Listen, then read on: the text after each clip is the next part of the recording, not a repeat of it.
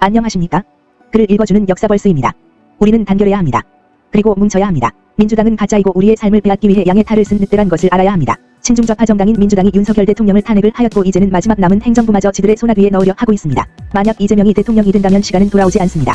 대통령 되면 끝인 것입니다.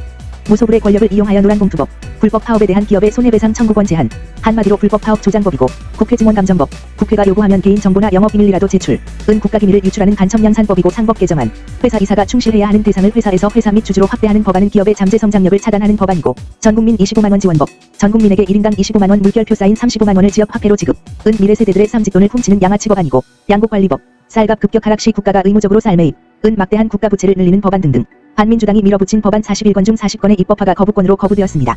근데 생각해봅시다. 법안이 국가와 국민에게 혜택이 있다면 대통령이 거부권을 행사하겠습니까? 민주당의 법안들은 자유민주주의를 부정하고 공산주의 사회주의로 가는 정책을 기반으로 하는 정책으로서 연방제통일로 가는 반국가 세력이란 것입니다. 자유대한민국 국민 여러분 깨어나십시오. 뭉쳐야 합니다. 일단 반민주당의 횡포 내용을 읽어보도록 하겠습니다. 법원 이재명 재판 속도전.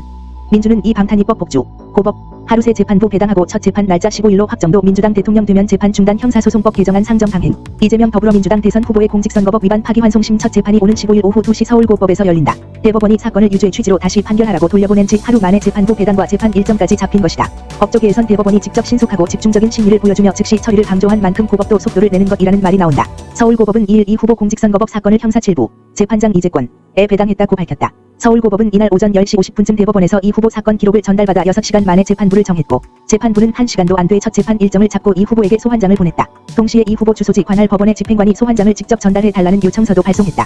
이 3심 재판에서 이 후보가 소송 서류를 제때 수령하지 않아 재판 개시가 늦어졌는데 이런 식의 지연 시도를 원천 차단하려는 것으로 보인다.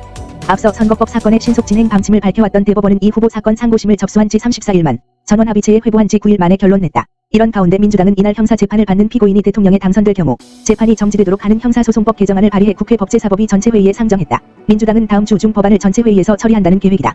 민주당은 또 대법관 수를 현행 14명에서 30명으로 늘리는 법원조직법 개정안도 발의했다. 집권하면 민주당 성향 대법관을 대거 늘리려는 것 아니냐는 말이 정치권에서 나왔다. 민주당은 또 헌법재판소의 헌법소원 대상의 법원 재판을 추가하는 헌법재판소법 개정 준비에도 들어갔다. 국민의힘은 법원이 이 후보 선거법 파기환송심 재판에 속도를 낸다고 보고 민주당이 입법권을 이용해 사법부를 겨냥한 파상 공세에 나섰다고 했다.